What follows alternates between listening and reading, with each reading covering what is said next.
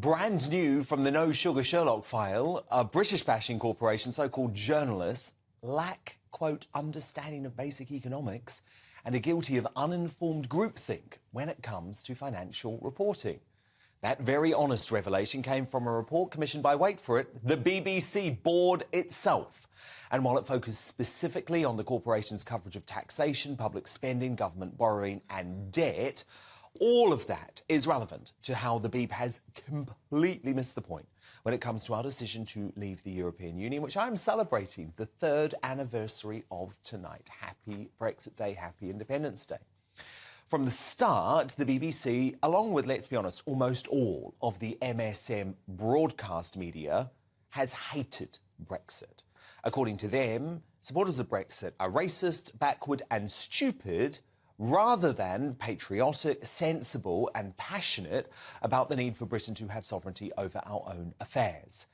And by being so stuck in their London metropolitan champagne socialist bubble, they failed to see the seismic decision coming that would become our biggest ever and, in my opinion, greatest democratic mandate.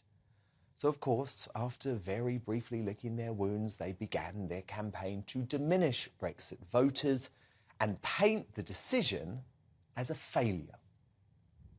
I suppose, looking at the crowd, it is a very white crowd, mostly. I've never seen so many white people in one place. It's an extraordinary story. Joe Biden is in the room. Boris Johnson's presence is not required. And given that Britain is no longer part of Europe, how much influence does the UK Prime Minister have? You only have to look at the pound. You only have to look at people going on holiday. You only have to look at doctors who've told Newsnight they're worried about the availability of cancer drugs. This is far from not ideal. This is a horrendous outcome. No, this is unprecedented. The scale of this catastrophe is absolutely unbelievable. The NHS was one of the headlines, facing a staffing crisis after Brexit because it sparked a jaw-dropping 96% fall in EU nurses applying for jobs. I mean, that would make people think, I want to rethink that decision to leave the single market. Why bother with a milkshake when you could get some battery acid?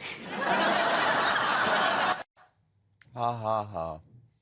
But as ever, the BBC and the MSM missed a fundamental point. Brexit voters backed leaving the EU because of the importance for us to make our own decisions. Of course, politicians could cock them up, and they have, time and again, this past 3 years, failing to take advantage of many of the amazing opportunities provided by Brexit. But that doesn't mean the decision to leave itself was wrong. Not that you'd believe that by watching the current hysterical coverage on the MSM around Brexit. Do you think Brexit's going well? Oh, I think Brexit's going well for a whole range of reasons. Give me some. OK, I'll give you one to start with. £191 billion that we've saved by not being part of the EU's COVID bailout. Give me another. I'll give you another one, that insurance is cheaper because we're no longer subject to the...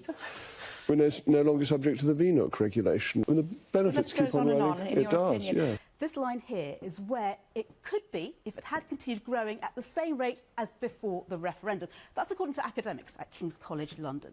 But in reality, it stalled. The UK is the only major rich economy that's smaller, poorer than before the pandemic. Would it not be more honest to acknowledge that Brexit is failing on its own terms for business? What we now can do is set the future of our own country in the way we wish to, with complete freedom, and that is a huge opportunity. And do you think we're doing that for 50 years?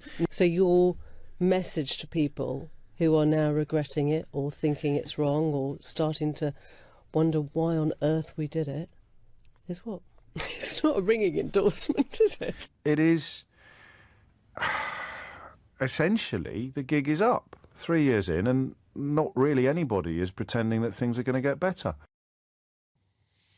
Guy Verhofstadt, the EU's hater and wrecker Brexit coordinator, even used an interview this morning to blame the Ukraine war on the UK's decision to leave the EU. I think maybe without Brexit, maybe there was no invasion. I don't know. I know, you're talking rubbish.